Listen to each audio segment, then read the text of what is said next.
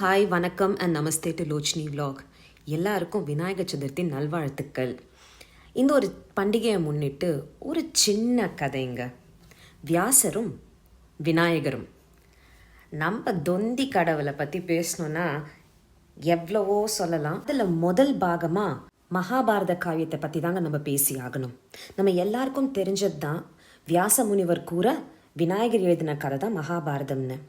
வியாசர் வேற யாரும் இல்லைங்க, பெரும் முனிவரான பரசர மாமுனிவரோட மகன்தான் வியாச முனிவர். இந்த மகாபாரத கதையை வியாசர் முனிவர் தன்னோட மனதிற்குள் உருவாக்கிய பிறகு இதை உலகத்துக்கு எப்படி கூறணும் அப்படின்னு யோசிச்சுட்டு பிரம்மரிடம் சென்றாராம். அப்போ பிரம்மர் என்ன கூறினார்னா, இவ்வளோ ஒரு காவியத்தை, உலகமே தெரிஞ்சுக்க வேண்டிய ஒரு விஷயத்த விநாயகரை விட எழுதுறதுக்கு தலை சிறந்த ஒரு பகவான் வேற யார் இருக்க முடியும்னு சொல்லிட்டு வியாசர்கிட்ட சொல்லியிருக்காரு. இப்போ வியாசர் கேட்டாரா, நான் கூறினால் விநாயகர் ஏற்றுக்கொள்வாரா அப்படின்ட்டு.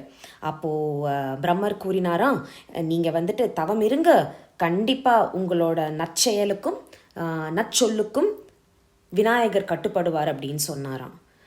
அதே போல் வியாசரோட உண்மையான கோரிக்கைக்கு கட்டுப்பட்டு பகவான் விநாயகரும் அந்த கதையை எழுதுறதுக்கு ஒப்புக்கொண்டாராமா. இப்படி தாங்க முதல் மகாபாரதம் கதை எழுதுறதுக்கு தொடங்குச்சு. ஆனால் நம்ம விநாயகர் என்ன சும்மாவா தொப்ப கடவுள்னு சொன்னாங்க. அவர் ஃபஸ்ட்டு சொன்னாரா, சரி வியாசரே, நான் இந்த கதையை எழுதுகிறேன், ஆனால் நீங்கள் இந்த கதையை எனக்கு சொல்லும்போது தங்கு தடை இல்லாமல் எந்த ஒரு இடத்துலையும் ஒரு முற்றுப்புள்ளி இல்லாமல் ஒரு ஊற்று போல் கூற வேண்டும் அப்படின்னு ஒரு நிபந்தனை இட்டாராம். வியாசர் முனிவர் அதை கேட்டு அதே போல் செஞ்சிடலாம் அப்படின்னாராம். ஆனால் வியாச முனிவர் மட்டும் என்ன சும்மாவா, அவருக்கு இல்லாத தெளிவா சொல்லுங்க. அவர் சொன்னாராம், சரி பகவானே, நீங்கள் சொன்ன மாதிரி நான் தங்கு தடை இல்லாமல் சொல்கிறேன், ஆனால் நான் சொல்கிற ஒவ்வொரு வாக்கியத்துக்கும் ஒவ்வொரு பாடலுக்கும் நீங்கள் முழு அர்த்தத்தையும் புரிஞ்சு கொண்ட பிறகுதான் நீங்கள் எழுத வேண்டும் அப்படின்னு சொன்னாராம் வியாசர். இதை கேட்டு பகவான் சிரிச்சாராம். ஏன்னா அவருக்கு புரிஞ்சிருச்சுல்ல வியாசர் எதுக்கு சொன்னாருன்ட்டு. ஏன்னா அவர் சொல்ல இவர் எழுதும்போது இவரோட வேகத்துக்கு, பகவானோட வேகத்துக்கு வியாசர் முனிவர் சொல்வது என்னது கொஞ்சம் கடினம்தான்.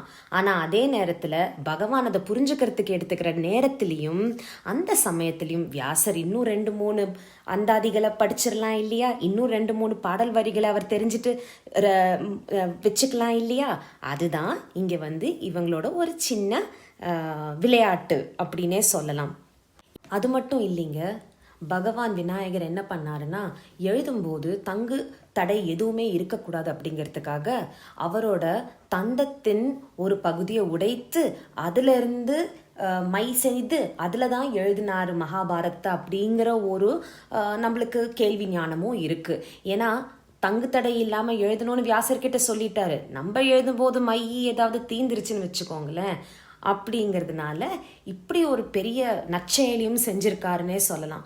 இப்படியாகப்பட்டது நம்ம புனித மகாபாரதத்தின் கதை உருவாகியது என்று கூறலாம். அப்பேற்பட்ட இந்த பெரும் காவியத்தை ஓலைச்சுவடிகளில் எழுந்த உலகத்துக்கு சமர்ப்பணம் செய்த நம்ம விநாயகரை என்னன்னு சொல்றது, முதல் கடவுள், மூத்த கடவுள், எல்லாருக்கும் ரொம்ப பிடிச்ச கடவுள்னு சொன்னாலும் மிகையாகாதுங்க.